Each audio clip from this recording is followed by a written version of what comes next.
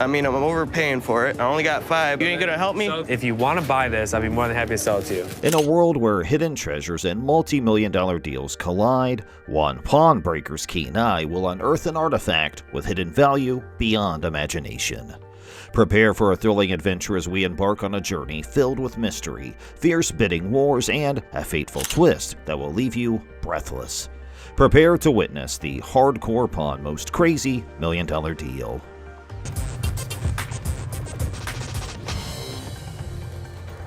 Oh, wow. Bricklin Car. A specific deal made on the show Hardcore Pawn in which the cast members scored a notable transaction involving a Bricklin car. A seller brought the rare Bricklin car to American Jewelry and Loan to sell it for $30,000. Closer inspection revealed that the car had received extensive work, including a repainted body, new tires, and an entirely new exhaust system.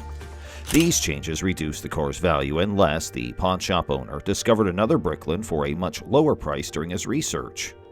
With this knowledge, Les made a $10,000 offer to the seller, taking into account the modifications and the market value of comparable vehicles. Surprisingly, the owner turned down Les's offer, implying that he wasn't as desperate as Les had assumed. However, after further bargaining, the two parties agreed on a price of $7,000. Les had hoped that the customer would be able to repay the loan within 90 days, allowing Les to become the new owner of this one-of-a-kind vehicle. Despite the seller's initial resistance, Les skillfully used his knowledge and experience to secure the Bricklin at a much lower price. Les was able to make a profitable deal for American Jewelry and Loan by considering factors such as market value and the condition of the car. I'm Crystal. Crystal, very nice to meet you. Crystal, I'm This is Ashley. How you doing, Ashley? Hi, how are So, you? what you got? I have these Vega stones. Burmese Ruby. An intriguing transaction occurred at American Jewelry and Loan involving a customer named Crystal who came to sell some gems she had discovered at her grandmother's home following her grandmother's untimely death. Crystal, desperate for money, was willing to accept any offer Ashley and Les made for the gems. Ashley, on the other hand, quickly assessed the stones and determined that they were made of glass, implying that they were of little value. Les, on the other hand, decided to give Crystal the benefit of the doubt and asked her to return later for a more accurate appraisal from their gem expert, Bob. Bob discovered a Burmese ruby worth several $1,000s among the glass stones, much to Crystal's surprise. Les informed Crystal about the valuable gem and offered her $10,000 for the entire collection when she returned to the shop. Crystal eagerly accepted the offer because it was a life-changing sum of money. Although Crystal was overjoyed with the amount she received, it's worth noting that the Golds most likely purchased the Burmese ruby for a fraction of its true value. Given the rarity and value of such a gem, the Golds could have sold it for even more money elsewhere. How you doing? Yo, what's going on, man? How are you, man? Rick, man. What's going Hi, on? I'm Les. Maserati Rick. An atypical transaction occurred involving a customer looking to sell a diamond-encrusted charm. The charm was given to him by his father, a notorious drug dealer in Detroit known as Maserati Rick. Rick Jr., the customer, wanted to sell the item and was hoping to get around $7,000 for it. However, Les, the pawnshop owner, made a lowball offer of $1,000. Recognizing that he couldn't expect to get the retail price for the charm, Les tried to negotiate a better deal for himself. Rick Jr. was unimpressed with Les's initial offer and countered with a $5,000 demand. Les decided to increase his offer and eventually settled on a price of $2,500, sensing the potential for a profitable transaction. Although the customer had the option of declining the offer, he ultimately accepted it, albeit with some resentment, believing that he had been unfairly taken advantage of. While Rick Jr. might have preferred a higher price for the charm, he ultimately accepted the offer, indicating that he thought it was a fair outcome, given the circumstances. African Elephant Skull. What is it? Skull of an elephant. A one-of-a-kind transaction involving the sale of an African elephant skull. Les, the pawnshop owner, had expressed an interest in acquiring rare items like this, and when a customer brought the elephant skull, he saw an opportunity for a deal.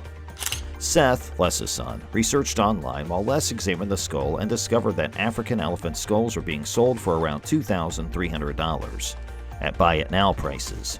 The customer requested $1,800 for his rare item, but Les began the negotiation by offering only $500.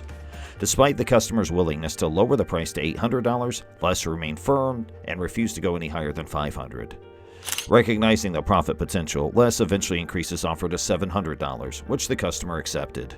Although the customer may have felt he could have gotten a better deal elsewhere, he ultimately chose to accept the offer to avoid the inconvenience of transporting the skull back home. Dr. Death.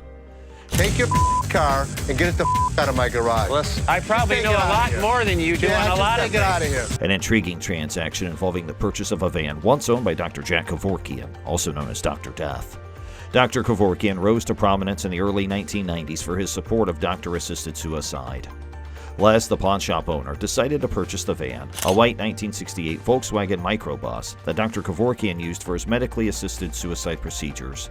The van's odometer read 18,732 miles. It was heavily worn and rusted, and it no longer ran. Les purchased Dr. Kevorkian's van not only for its historical significance, but also for the potential value it held as a collector's item. Les purchased the van from an unnamed local businessman for a substantial sum of $20,000 in cash. It's worth noting that the segment featuring the van purchase was staged to attract viewers for the show Hardcore Pawn. Les's purchase of the van proved to be a wise decision.